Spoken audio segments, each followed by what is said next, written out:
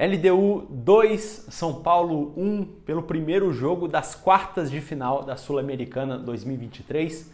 Vamos fazer uma análise tática e contar a história desse jogo. Meu nome é Thiago, seja bem-vindo aqui ao canal. A LDU entra no jogo numa base de um 4-2-3-1. Time que se defende dessa forma, nesse 4-2-3-1, mas que também alterna a marcação por conta desse Martínez aqui, o volante pela direita, porque em alguns momentos ele sai aqui dessa linha de dois volantes e sobe na linha de 4 aqui na frente, formando um 4-1-4-1. Então, o LDU alterna a marcação nesse 4-1-4-1 ou 4-2-3-1, de acordo com a movimentação desse Martínez, né? Esse é o time defensivo da LDU no jogo.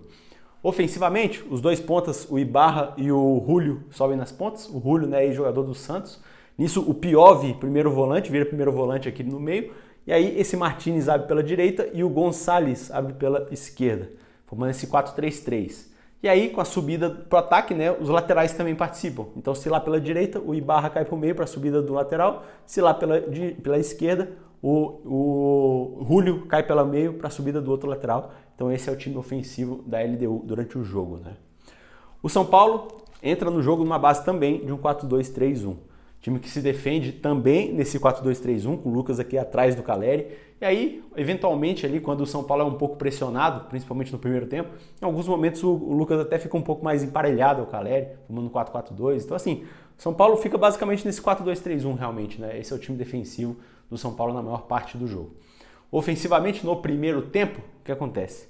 O Rato cai pela ponta, o Lucas meia direita, o Nestor meia esquerda e o Wellington cai pela ponta esquerda, formando esse o time ofensivo do São Paulo no primeiro tempo.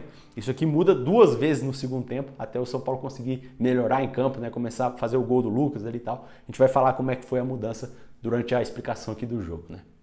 Primeiro tempo, então, é um jogo que só dá LDU, né? A LDU é melhor do que o São Paulo no primeiro tempo. Os primeiros 10 minutos ali, 3 chances da LDU. Com 1 minuto, o Julio faz aquele golaço de cavadinha, 1-0 LDU. Depois o Martínez aqui tem uma chance no chute cruzado. O Beraldo quase faz um gol contra de cabeça também, né? Isso tudo nos primeiros 10 minutos.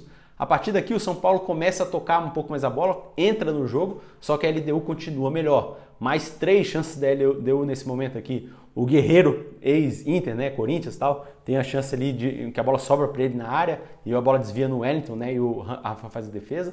Aos 24 minutos, o Ibarra faz 2-0 para a LDU e o Gonçalves aqui meio pela esquerda tem uma outra chance também da entrada da área, né. Aí, aos 48 minutos do primeiro tempo, sai o Beraldo machucado para a entrada do Alan Franco.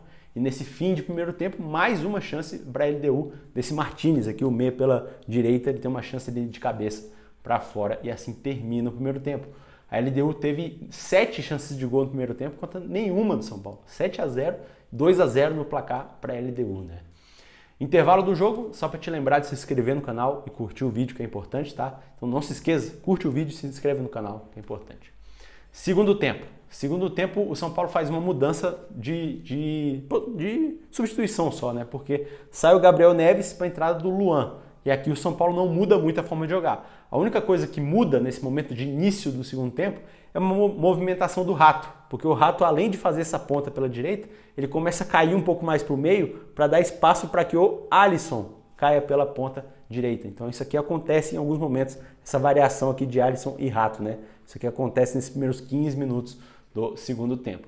O jogo então fica mais equilibrado no segundo tempo. O São Paulo agora começa a criar suas chances de gol. Nos primeiros 10 minutos ali, uma chance para o São Paulo, que é a do Lucas, um chute de longe para fora. Aos 14 minutos, mudança na LDU. Sai o Ibarra, ponta direita para a entrada do Alzugaray, mesma posição, não muda. Aos 17 minutos, começam as mudanças no São Paulo. Sai aqui o Rato para a entrada do Luciano. O Luciano entra ao lado do Caleri. E sai também o Nestor para a entrada do Michel Araújo. Michel Araújo entra na posição do Luan. O Luan vem para a posição do Alisson. E o Alisson abre lá na direita. E nisso o Lucas sai da meia pela direita e vai para a esquerda. E o Wellington desce. O São Paulo agora é um 4-4-2 a partir dos 17 minutos do segundo tempo. Ele se defende nesse 4-4-2 com Caleri e Luciano lá na frente. E no momento ofensivo, o que acontece? O Luan vira o primeiro volante. Nisso, o Alisson cai para o meio, pela meia direita, e o Michel Araújo cai pela meia esquerda, né? Formando aqui um tripé de meio campo. Nisso, o Lucas cai pela ponta esquerda e o Calleri fica junto com o Luciano aqui na frente. O São Paulo, então, é basicamente um 4-3-3, meio que penso para a esquerda, né? Porque o Luciano não pega a ponta, ninguém pega aquela ponta pela direita. O São Paulo insiste o jogo pela esquerda, aqui a partir dos 17 minutos do segundo tempo. Então, um 4-3-3 com o Luciano aqui caindo muito pelo meio, jogando junto com o Calleri e Lucas, né? E aqui o São Paulo começa a crescer, começa a criar 2 chances de gol nesse momento. O Luciano entra bem, tem um chute de longe que o goleiro faz defesa, e o Calleri tem uma chance de cabeça que o goleiro também defende num escanteio.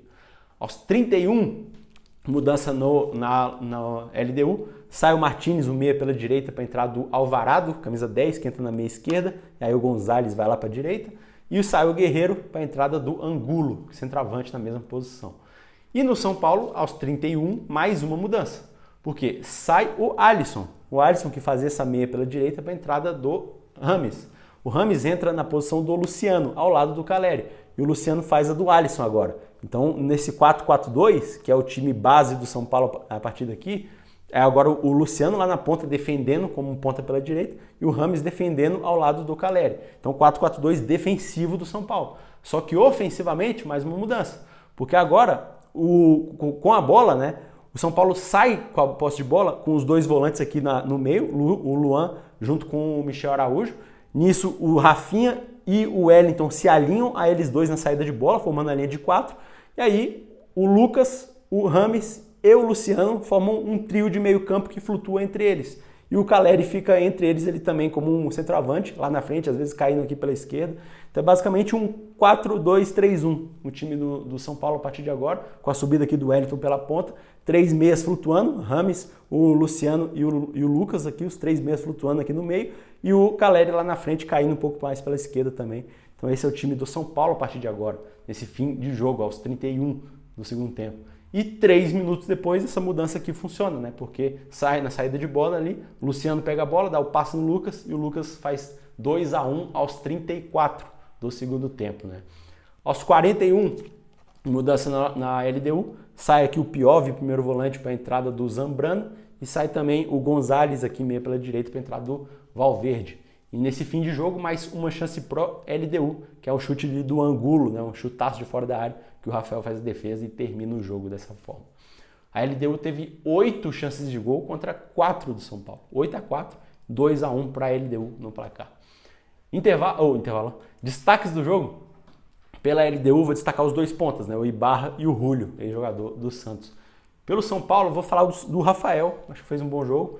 O Lucas, o Luciano e o Michel Araújo. Esses 3 aí para mim foram os 3 destaques do São Paulo, na minha opinião.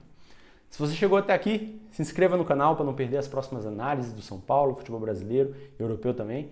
E curte o vídeo que isso me ajuda demais a crescer o canal. Beleza? Tamo junto? Valeu!